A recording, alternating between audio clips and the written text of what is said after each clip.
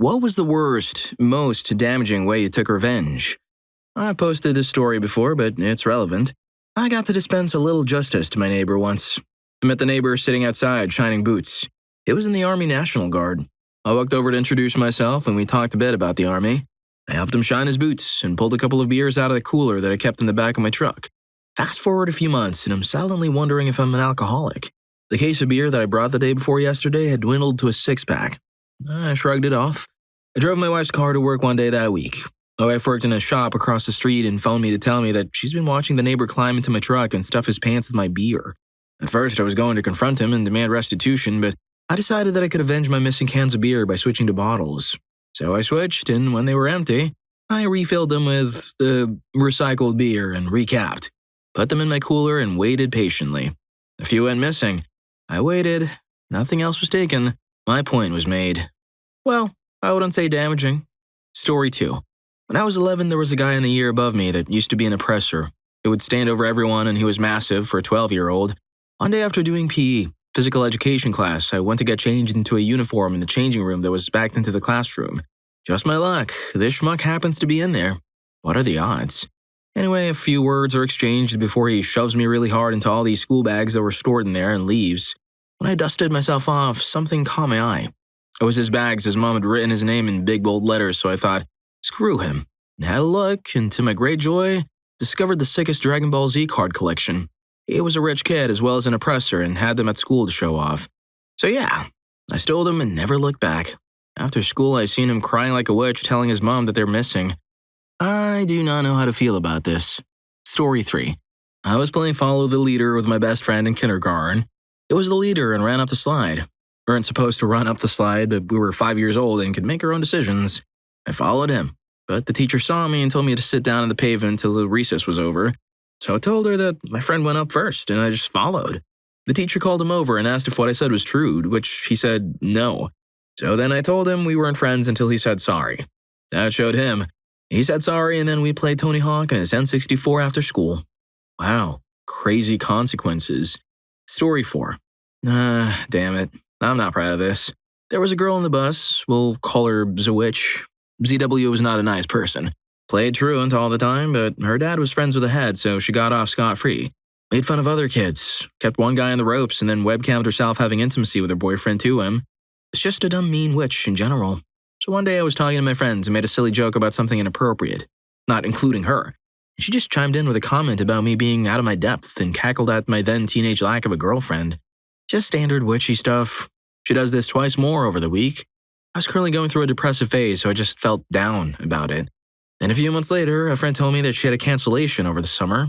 At first I was just bemused. Then I realized what this meant. So I added her on MySpace as a generic hi guy and commented how cute she was. She instantly added me, naturally. So after a few days of playing Charmer, I then proceeded to send her random pictures of babies for about a week. She quit school at the end of that term and left for good. Story 5. A neighbor who I never met accused me of trying to harm her dog through a double fence this winter. They have a wooden 6-foot stockade fence surrounded by a 4-foot chain link fence. The dog was injured on something in their backyard and required several stitches, which resulted in a large vet bill that they couldn't afford. They concocted the story that their animal-hating neighbor did this and began a fundraiser and raised quite a sum of money. Way more than the bill was. I had no idea about this whole drama until a friend in the police department told me of what this wacko was accusing me of. So once I found out, I requested a copy of the police report where the neighbor stated that the dog was hurt in their yard. There weren't any samples or human footprints near the fence, etc., etc., and I posted it to the fundraising site. She lost friends and a reputation for $400. Story 6. Not me, but my brother has always been one of those evil geniuses thinking 10 steps ahead of everyone else. In kindergarten, he went to a fancy private school and used to get picked on a lot for wearing glasses. The one time he actually fought back in self-defense, he got sent to the principal's office and lost recess privileges for a week. This was in January. He held on to that resentment all year. Fast forward to the last day of school, our brother consumes as many liquids as he possibly can and then doesn't use the bathroom all day. In the last hour of the day, he sneaks into the principal's office and whizzes everywhere. We're talking about all 4 walls, floor, and ceiling. Eventually, my brother gets caught. When the principal asked why he did it, he looked him straight in the eyes and said, "You angered me, so I whizzed on you. And that's how you get expelled from private school." That line was so metal. Story 7. I had this really witchy neighbor a few years ago. She and her boyfriend always did random crap to me and my stuff. Once, she ruined my car with a Sharpie. It was a PP. Stole my garbage bins and hid them in the backyard. I've called the police on her many times, but she's got connections there, so she was always let off. Then she ended my cat. He was an outdoor cat, and while he was chilling, she fed him rat poison. How do I know? She told me so. Apparently, he was agitating her dogs, so she ended him. Her dogs were fancy, top-notch, 10K apiece dogs. They were all show dogs and freaking adorable. So I took all 3 of them and gave them to various friends and family members. One is in Canada, one is in the UK, and another in Japan. I didn't think I'd get away with it, but she didn't have any of those tracking microchips in her dogs, so I literally just took off the collar and they were mine. I moved shortly after that, but apparently she's still looking for them. Story 8. I'm biking my dog around my neighborhood. Some guy almost runs me over with his SUV while laughing and turning onto his driveway. I have to jump off my bike to avoid him. I get really angry and start punching and kicking his car. I get scared and stays inside his car.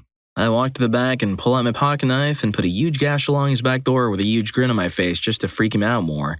I go back to my bike with my dog, waiting patiently because he's never seen me that mad, and we bike home together towards the sunset. Story 9. When I was 14, my father and I spent every evening for a weekend refinishing a deck for a client. We finally got paid, $600 in cash, and head home for dinner. As we enjoy our meal inside, something darker is happening outside. The neighborhood teens who frequently roamed our streets happened to be walking by a driveway when they decided to see if any cars were unlocked. Guess which one was? The car with the cash. We were close to finishing dinner when my dad thought he heard something outside, which simultaneously made him remember the cash. He rushes out and sees the teens running off, only 25 yards down the road. After checking the car extensively for the money, he decides to call the cops. They believe him because the kids had done this before. Unfortunately, without them recovering the money, nothing could be proven. He was gone. For the next 2 years, they took every opportunity for revenge. They ambushed him at night with a paintball gun once, trapped 3 uncollared outdoor cats I knew belonged to them, and turned them into the shelter. I called the cops each time they drank beer outdoors, then sat and watched them get picked up. All of it felt good, and I feel we're even. Yeah, but it was $600, dude. Do you really think you're even yet? Story 10. So everyone has heard of the classic laxatives and the brownies trick, right? Well, my buddy pulled that weak sauce on me about a week ago, so I pulled this little ditty on him to show him just how much worse it can get. So there's this awesome weight loss medicine called Ali, which works by turning off the enzymes that digest ingested fats, so instead of being absorbed through the gut, they are instead passed right through the GI tract. Well, I took said buddy out to a truce dinner at the local Asian buffet.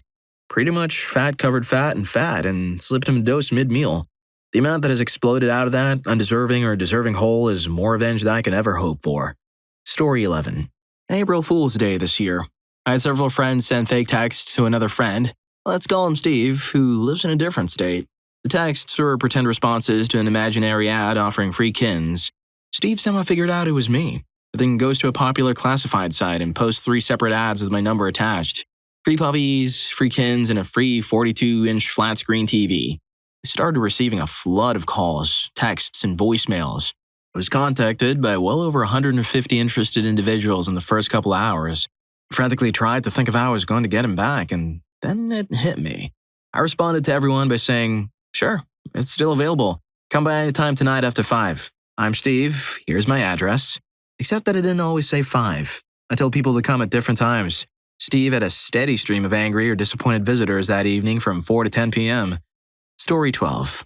In Catholic grade school, we took notes for 1 hour every day in theology class. Then were given an exam that covered the entire year. I deliberately waited until mid-May, then acted out in class so that I'd have a lunch detention. That basically means they leave you unattended in your classroom, doing some BS assignment while everyone else is out at recess. During lunch detention, I stole the theology notebook from a kid's desk. I hated him and threw it in the sewer on my way home. I had to borrow someone else's notebook and rewrite the entire year's worth of notes by hand. It took him over a week, working 3 to 4 hours per day. Story 13. I was at a huge music festival in Wales. Long story short, some muscled raver schmucks stole all our booze out of their tent and drank the stuff in plain sight while laughing at us all. We confronted them. They denied it. They were much bigger than us and were surrounded by their friends. The next day, they all leave to go to the main venue tents, and my mate runs, dives into their tent, and disappears for a good 10 minutes. I'm wondering what the heck he's doing, so I walk over and open up the tent, only to find him squatting over a hole he's dug in the ground in the middle of their tent. And he's taking the biggest crap I've ever seen, just nonchalantly crapping in this hole. He finishes up, drags the canvas flooring back over this hole. We take a quick look for any booze we can have, but none that we could find. and we walk back to our tent. For the rest of the festival, we can hear the schmucks shouting about the ripe smell of crap everywhere, until one of the lads' girlfriends decides to drag the canvas bottom out of the tent and finds the hidden treasure trove of crap. Suffice to say, they had angered more people than just us, so when they confronted us, all we could do was deny it completely and laugh. Surprised we didn't get beaten up simply for taking the worst out of the situation like we did. It was a good festival. Jason's status weren't bad, found more booze, used the porta potties from then on. Story 14. I posted links to the website my ex-girlfriend did a few shoots with to online reviews of the legit business she ended up working for after getting her life straight. Sounds pretty awful, huh? I still wish I hadn't done it, but she had just tried to get me fired when she discovered I had moved on by telling completely fabricated stories. I mean, stories with no basis in truth. I have children. Trying to get me fired was evil. I texted after the posts with exactly this: telling lies to get people fired is lame, dude. The truth works so much better. I really shouldn't have, but I was angry and it felt like self-defense at the time. Story 15. Once when I was at school, this annoying kid used to sit next to me and copy my work. For a while, I let it happen despite being angry at the same time. Anyway, one day I was in a particularly bad mood and he was up to his usual tricks. At this point, he wasn't even being subtle about it and he just casually reached across and started pulling my sheets of paper close to him. I snapped and said, "Just take my freaking work." I put my hand flat on the sheets of paper and viciously slid them along the desk in his direction, letting go of them swiftly. Air got underneath the paper and they lifted up in the direction of his face. One corner of a sheet of paper flung straight up into his eyeball and I immediately thought, crap, what have I done? After crying for a bit, he moved his hand away and his eye was inflamed right next to his iris. To this day, his eyes still look the same and I'm ridden with guilt whenever I see him. Well, you couldn't have known, but yeah. Story 16. Not the worst, but funniest. I dated a guy for 3 years and broke up with him when I found out he was married. Whole other story. I basically did nothing when I found out other than stop speaking to him. About 6 months later, I was thinking about it and wanted to send a little jab, so I logged into the student library site with his student card info and ordered a few dozen books on adultery to be delivered to his office. Option available to grad students, which he shared with 2 colleagues. He's a computer science major, so the books were definitely not part of his studies. It was little, but gave me a laugh. Story 17. Went paintballing. One schmuck thought it would be hilarious to shoot me in the back of the leg to see if it worked. Obviously, it hurt like freaking crazy. Anyway, 2 rounds in, we get put on the same team. He's forgotten about it because he's done about 30 other schmucks things since then. He walks about 10 feet in front of me as we begin the round and says, "Is everyone ready?" So I shot him in the back of the leg and said, "Yeah, just gotta see if my gun is working." He turns around screaming at me, so, ever so calmly, I shoot him again. Judging by his reactions, I shot his left jewels.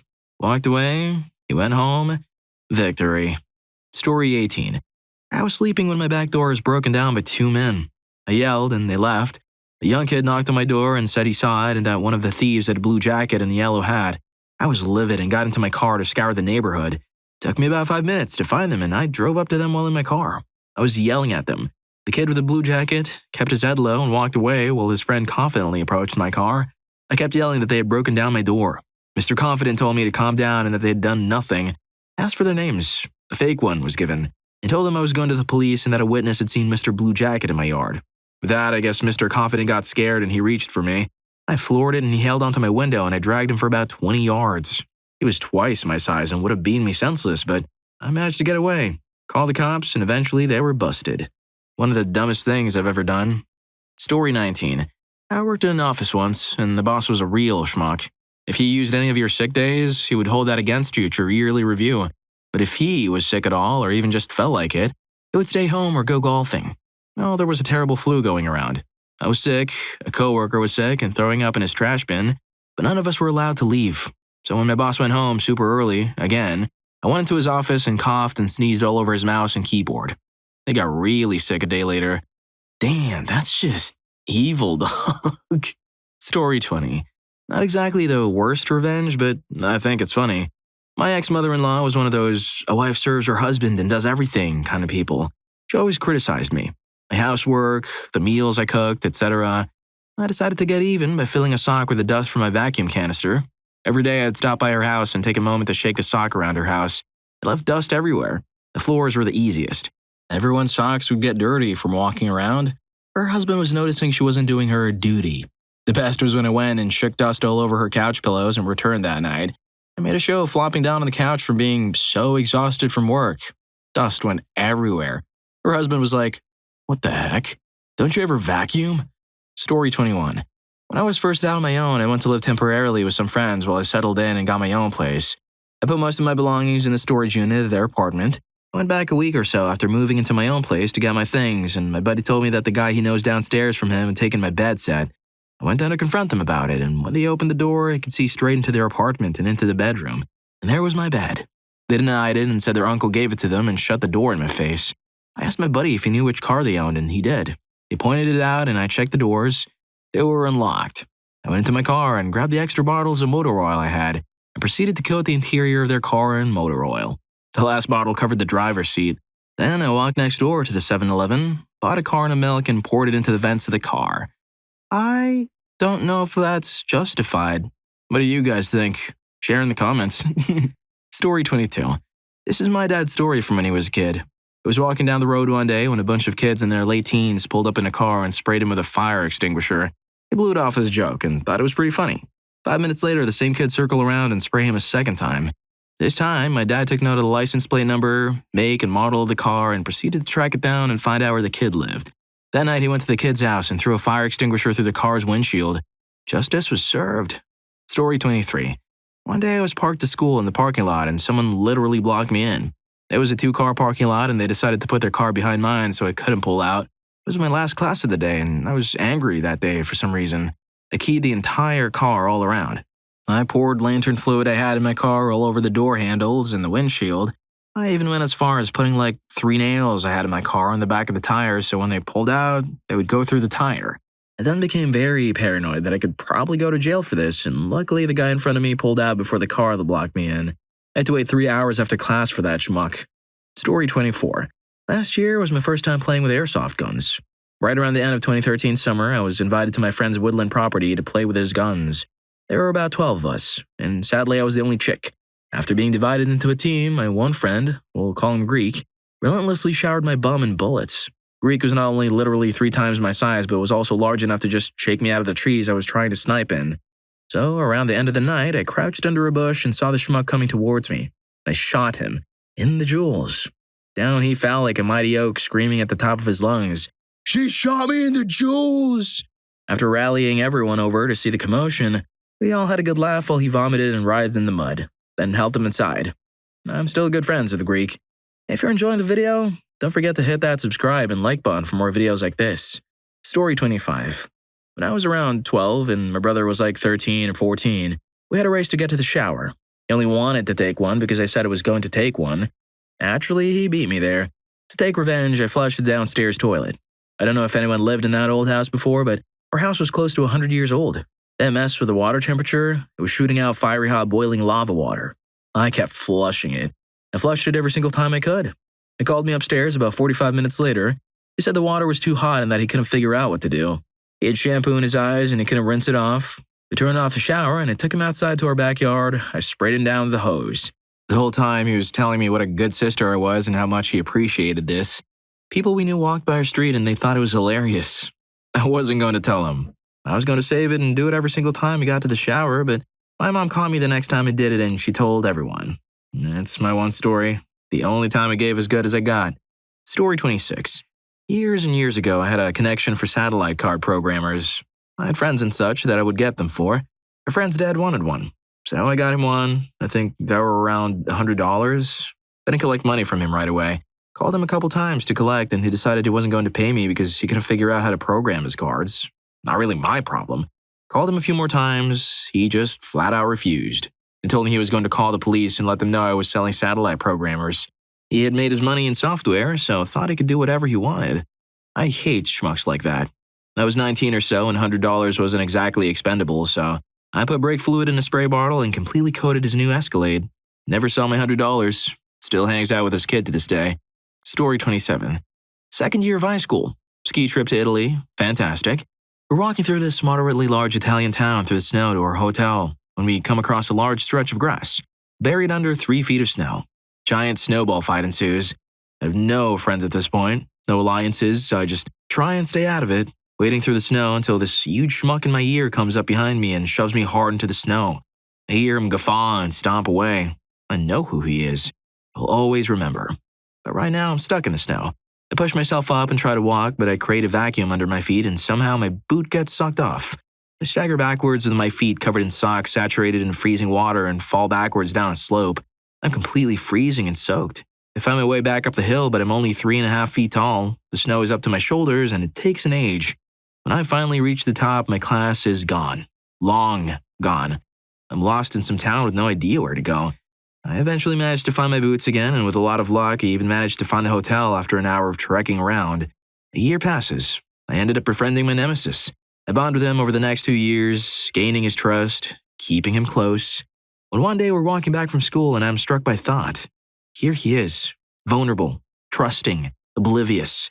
I fall back and let him walk ahead slightly, and then I take a run up and kick him in the bum as hard as I possibly can. As you may recall, this is a big bloke, and by this point I'm still not a giant. Now a towering 3'9". But he falls to the ground clutching his bum. I start laughing maniacally. That was for pushing me in the snow 3 years ago, you schmuck. I shout, pointing at him. You pushed me in the snow on that ski trip and I didn't know where it was. And I ended up missing dinner. I have waited so long for this. He just stares at me, gobsmacked. Then he starts to laugh, that familiar guffaw of his. Wow, Madison, you're one sneaky little idiot. Story 28. I'm a bit late, but nevertheless, my fiance's ex-boyfriend used to hurt her. She finally got the guts to leave him, and that's when she met me shortly after. A few years go by, and we don't see him in town at all, and so my fiance went about her days as though he never existed. However, a few years pass, and my fiance's ex-boyfriend sees her at a bar with her friends while he's intoxicated. I was at home at the time, and she called me crying, telling me what he had just done. I immediately drove myself and a friend down to the bar and dragged his bum outside. We roughened the crap out of him in front of all his buddies. We then slashed both tires in his motorcycle before leaving. His so-called buddies stood there laughing at him the whole time. A few days later, he tried to press charges, but backed down like the witch he is when my fiancé threatened to press charges. That's right. You got what was coming for you. Story 29. When I was 11 years old, I injured both my arms in a biking accident. My mom, being the skeptic that she is, didn't believe me and waited 2 to 3 days before taking me to the hospital to get them looked at. Turns out, my left humerus was completely broken and my right radius was fractured. Because she waited so long, my left arm is now slightly crooked from being set wrong, but it wasn't set bad enough to get rebroken and reset. I still haven't forgiven her, and for the next month after it happened, I would keep hiding her keys in different places in the morning and watch her get confused when she would look for them, wondering where she last put them. To this day, she still doesn't know that I hid them.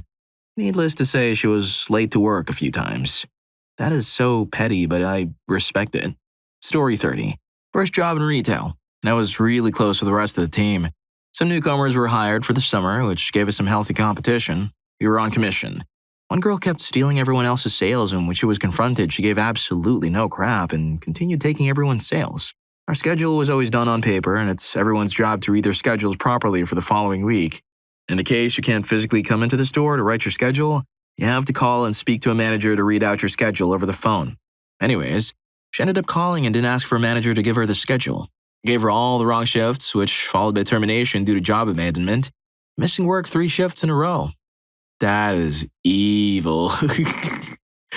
Story 31. When I caught my now ex-wife and now ex-best friend fooling around on my living room floor, I proceeded to roughen the crap out of him. I threw him into the corner of her couch and he laid there for a bit.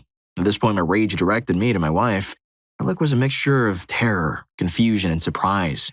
Before I went in, my morals against hitting women got a second wind and I immediately left the house. As I left, I carried my best friend out of the house, left him on the lawn, explained he had an hour to tell his pregnant wife what he was caught doing. I left the house then. My wife tried following me. Guess who got a DUI not more than 5 minutes later? Yep, she did. Just adding to this all, both me and my friend were military. Why is this relevant? Let's just say adultery and DUI are highly frowned upon. He ended up getting 2 NJPs, 1 for DUI, 1 for adultery. His wife left him, took the kid they already had, and is keeping his new one distanced from him. For my ex-wife, she received a DUI, which also screwed over her prospect of joining the military also. Oh, and she lost me. I regard myself as quite a catch. Last I saw, she was messing around with some low rank who was in the process of getting kicked out. Good riddance. Story 32. When my grandparents were younger, they lived in flats, and the woman in the flat below them, nearest to the post box, would always read their letters. My granddad knew because he could tell that she was resealing the glue over her kettle. So one day he decided to send a letter to himself but included black hair of my nan's. The woman having the same colored hair would pick it out thinking it was hers. However, with this, he also included a note saying, "Stop reading our letters, you nosy idiot." My granddad's a rather blunt guy. Needless to say, their post was never opened again and he never received that letter back. Story 33. When I was about 18, I knew a guy from school, same age, who was in a rock band. It was a complete and utter a-hole. One day I came home and his car was parked in my driveway at my parents' house. I'm thinking, what the heck is going on here? So after seeing his car in the driveway multiple times a week, I realized he was fooling around with a girl next door while her dad was working the night shift. I confronted him about it and he told me to screw off and mind my own business. I argued with him and told him it was wrong. Again, he told me to mind my own business and to screw off. The next day I come home and he's in my parking place again. So I'm furious. I went into the garage and found a bottle of concentrated muriatic acid used for cleaning stone. I poured it in his gas tank. Afterwards, I felt really bad about it, but it was done. There was no undoing it. This car amazingly shows up for a couple more nights, then it stops coming. I later heard that a series of failures occurred. The carburetor was completely destroyed, followed by a leaking gas tank, followed by gas lines. He junked the car. A short time after that, I heard he got my neighbor pregnant. To keep himself from going to jail, he agreed to marry her, and they had another child a short time later. She caught him cheating on her, and she divorced him, and she took him to the cleaners. He was in financial ruin for 2 decades. It's weird. When I think back to those days, I don't know why I didn't just call the cops. If I'd told her father, he would have ended him. I mean, literally ended him. Her father was a vicious psychopath. After all these years, I still feel guilty about destroying that schmuck's car. Nah, I think you did a good thing. Story 34. When I was in high school, I flipped burgers at a fast food place. A few months in, I was fired by an assistant manager. She used to yell at people to get her way, and I wouldn't have any of that, so she claimed I was rude to customers, and I was fired. Almost 15 years later, I discovered she now worked at a company owned by a friend of mine. I bought him dinner. She was fired. The job she did had nothing to do with a fast food place and hadn't talked to her in 15 years. It didn't matter that she might have been a good worker or a changed person. It was petty revenge, and yet I enjoyed it quite a bit. Story 35. A few years ago during the summer, I was riding my bike to a friend's house along a fairly quiet road. When I say quiet, I mean road in a newly developed neighborhood which is only local traffic and people on bikes or foot. Being that there was no sidewalk to ride on, I was well off to the right of the road. But some nugget decided it would be fun to tailgate a bicycle while driving a Mustang. As I panicked and pedaled faster, he just kept speeding up and slowing down or revving his engine until he accidentally nudged my tire, causing me to fall off of my bike. He comes to a full stop for a moment and speeds off shortly after. Knowing that it's almost always local traffic that goes through that area, it wasn't too hard to find out where he lived. Fast forward 2 weeks and I ended up at his house at 4 in the morning with a large water bottle full of cement mix. I turned on his neighbor's hose and filled his gas tank to the brim with water, then dumped the cement mix into the remaining room left around the cab. To this day, that piece of crap Mustang is still sitting in his driveway with a for sale sign on it, and he's now driving an even crappier Corolla. Story 36. Quote-unquote friend I had was 24/7 teasing me how I could never get a girl and was doomed to be forever alone because I was on a dry streak. Goes around boasting about how he had fooled around several women, as he put it, including a 21-year-old. We were 16 at the time. Stopped being amusing after a while. We're in an hour lecture, he'd be constantly passing these comments and generally being a schmuck. Sometime later, I bought a new phone with a new number, and before I gave my number back to everyone, a thought occurred to me. I sent him a text saying, "I'm pregnant. We need to talk." He disappeared for the rest of the school day while sending me a lot of messages trying to find out who I was, and I later saw him freaking the crap out and crying outside. Well, I guess he was messing around with women. Story 37. I used to hang out with this girl that was cute, smart, etc. She was pretty eccentric in an attractive way. I was kind of out of it. We stopped hanging out for a while, and one night I saw her out. We chatted it up. She said she missed me. Her friend was with her, who I'm friends with as well. She mentioned the girl had been on substance, smoking some weird-ish, but hadn't in a while. Girl I was into asked if I wanted to go home with her. Along the way, she started screaming at me and calling me a wuss because I didn't make any overt move on her, and sometimes cute guys like me can be too nice. She went on to say that she hopes I'm ready to fool with her. I guess I was ready. When we got back to her house, I actually wasn't feeling it, but it was whatever. She immediately passed out, like her eyes were rolled back in her head. I threw some water on her face, took her pulse, etc. I was pretty angry, mostly because I was dumb enough to go home with her. But she had this fantastic glitter portrait of David Bowie, so I took that. I had it for a couple weeks. She saw me in a bar and threatened to call the police on me if it wasn't returned in 48 hours. I obliged. Story 38. I was pestered for years by this Asianish guy who always messed with me for no particular reason. My parents forbade me to fight back because I was bigger than him and I could get in trouble. One day, I was just sick of it. I caught him when he wasn't looking and I threw him to the floor. I jumped over him and started hitting him. Full psycho. My friends realized what was going on and went over to me to stop it. It took 6 people to pull me away from him. Later, I knew he got severe injuries, and if I kept hitting him, I could have broken it and possibly end him. I tried to look worried for him, but I just wanted to laugh so badly. He never messed with anyone again. Also, I helped bro steal his girlfriend. Remember, kids, there's only one way to deal with oppressors. Story 39. One day at school, I got punched in the face by my friend because I nagged him to let me in on an inside joke I knew was about me. I was totally dumbstruck for the first few seconds, until I felt the warm dribble of red liquid coming from my nose. I got up from my chair and in retaliation grabbed the nearest object off my desk to throw at him. This happened to be a rather thick textbook. In one swift motion, I turned around to face him, threw the book, turned back around as it hit him, and walked out the door towards the nearest bathroom. I didn't see the impact.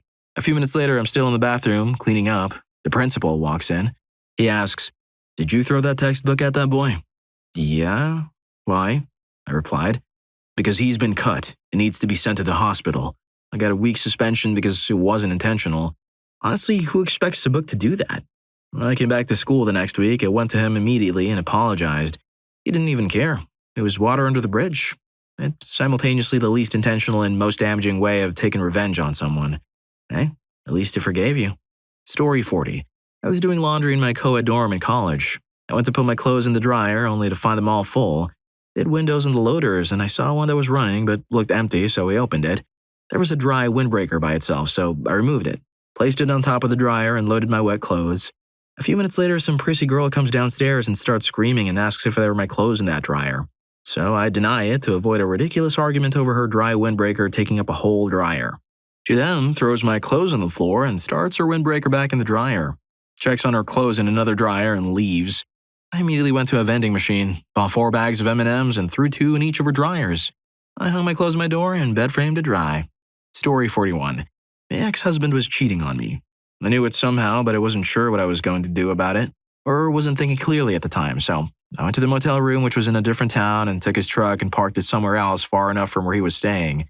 The next morning, himself and his little lovebird got out and went to go to a meeting. It was work-related. The truck was missing. I didn't know they drove together, so the truck was reported stolen and they missed their meeting. Well, he went for some smokes and saw his truck. I imagine scratched his head and drove it back and picked up honey cakes. Well, on the way home, they were pulled over and were arrested for driving a stolen vehicle, which all got sorted out at the police station when I showed up, as well as Honeycake's husband. That is such a good gotcha moment. Story 42. As a student, I lived in a house with 2 others. Anyway, one of them came into my room intoxicated one evening, picked up a dumbbell or weight. When I asked him to put it down, he threw the dumbbell onto a piece of metal furniture I had in my room. That piece of furniture was damaged badly. Fuming, I picked this skinny man up and put him outside my room. I managed to bend it back into shape, but the marks were still there. Anyway, to get my revenge, we were going for drinks later that night, so he had a few more drinks and still didn't really have control over his behavior. When we got home, I went to his room to see how I could get revenge. He used to keep a pint glass of water by his bedside table to drink through the night. Before he goes to bed, I tipped 2/3 the water in his pint glass out, topped it up with super strength vodka. He drank it all through the night. I didn't see him for 24 hours. Said he had the worst hangover he'd ever had. Revenge. That could have gone south so bad. Well, if you like these stories, here's more. YouTube thinks you're going to love this. Catch you in that video.